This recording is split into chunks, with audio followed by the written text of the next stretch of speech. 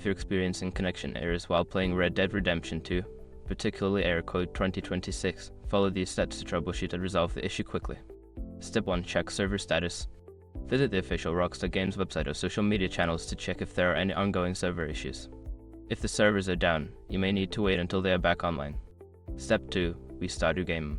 Close Red Dead Redemption 2 completely and restart it. This can refresh your connection and may resolve temporary glitches causing the error. Step 3. Restart your internet connection. Unplug your modem and router, wait for about 30 seconds, then plug them back in. This can help reset your internet connection and improve stability.